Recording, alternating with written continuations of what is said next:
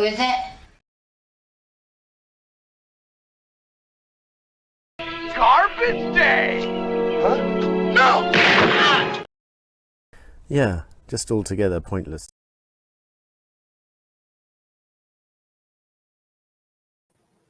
Here I am. Sorry, I was just talking away there. And I didn't realise I wasn't actually on this. I forgot to invite myself to my own show.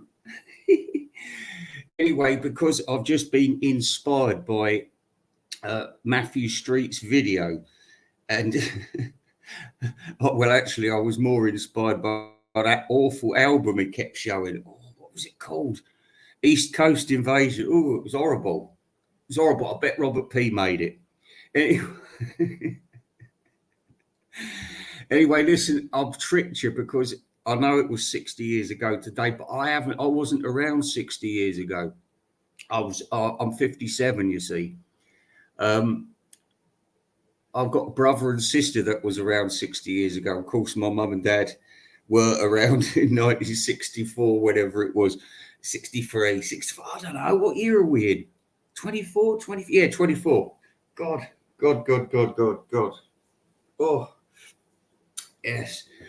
So anyway, as a result of me being 57, I thought to myself, well, my dad was my age when he died. And I was just thinking about it the other day. I thought, Christ, I don't want to be like him. But I mean, he did abuse himself. He was an alcoholic, it has to be said. And I have to tell you a little story here because it's far more exciting than the fucking Beatles invasion. Now, I can't tell you about all my dad's adventures, but we're building up to a very funny story. Anyway, it always makes me laugh. Well, my dad, sorry, I've got a bit of a sore throat this morning. I'm not getting emotional or anything. Really, I'm not. But what happened was my parents finally got divorced in 1986 and they sold the house. And then my dad, my mum and dad, they obviously went their separate ways. But my dad was, now up to this point, he'd been, up to 1986, I'd say between 1982 and 1986, he'd become, he started drinking all the time. Do you know what I mean? And he wasn't a good drinker. He was like, he'd have, he could drink a whole bottle of whiskey, but it was just like after the first cup of whiskey, he was just fucking annoying. He'd give me Chinese burns and that.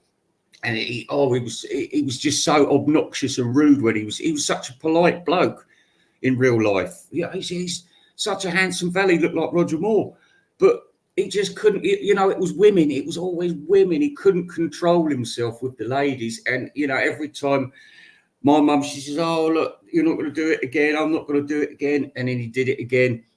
And it was just too much. Plus there was the drinking. It was just, honestly, and he was getting promoted as well. And he couldn't cope with this promotion. He turned up. He used to come and pick me and my sister up and say, come on, we're going to go on the site. And he'd turn up, he almost crashed the car into the site, and all the workers were looking at him like, oh, God, here he is again, pissed out of his head. And he was, even asked a policeman in this village. He stopped the car, almost crashed into the lamppost. Policeman comes over, he says, can you tell me where the shish and flip shop is? Fucking policeman says, yeah, just down the road, turn right. I thought, fuck it. I mean, it was the early 80s things. We didn't have to wear seatbelts or anything then. And he didn't wear a seatbelt. He didn't even lock his car. He's always getting robbed. Honestly. And I'll tell you what, Christmas 1983, he just surpassed himself. And after this, he moved out of the family home because he moved in with my nan. But you see, this is where the story's going. He went to live with his doting mother, my grandmother, God rest her soul. But what he did, he got picked up by, and this is his first run-in with the law, and it certainly wasn't his last run-in. Well, he'd been round his mistresses, getting right drunk, And then he drove back, and there's a roundabout sort of at the crossroads, and he went straight across, and he smashed into a tree which had been newly planted by the Duke of Wellington and knocked it over. And even worse, an old woman an old woman was driving around the roundabout at the same time. She saw my dad fall out of the driver's door drunk. She thought she had seen a dead man, and she had a heart attack and crashed into the roundabout as well. So of course he went to court for that. And then, of course, we were all ashamed. It was the terrible shame. Because, like I said, he did have a good reputation, but now the alcoholism was taking over, and the women in his life was taking over. Maybe he was having a midlife crisis, but it lasted till the day he died, because, honestly, he continued working. So fast forward a few years, a few broken relationships, a burnt down house, not to mention turning up at my nephew's school, pissed out of his head, with my dreadful cousin Tiffany. That's another story. And hang on, let me just get these comments. Is there any comments? There is no comments, Mark. So anyway, look, here we are. We're fast forward to, we have a lot of prison sentences. And I'd just like to explain why my dad was going to prison and the court system in Britain. Now, when his alcoholism became really bad in about 1993, that was the point he couldn't really work anymore. He'd been in and out of prison and everything. And what was happening was he'd go into, because of his alcoholism, he didn't give a fuck. He went into the off license, he'd pick up a bottle of whiskey from the shelf, he'd walk out the door. The shopkeeper would phone the police. They'd say, yes, we know him, and they'd arrest him. Now, he'd do about 3 weeks prisons for that, for repeat offences.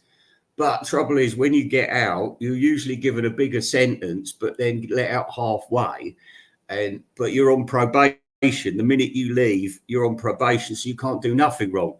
But you tell that to an alcoholic, because he was just going straight back in the same off licence, stealing the same bottle of whiskey, the same phone call, same policeman, every time. And it was just, it was ridiculous. In the end, other people got involved. So they said, look, next time he does it, he's going to go to a drying out centre in Hove.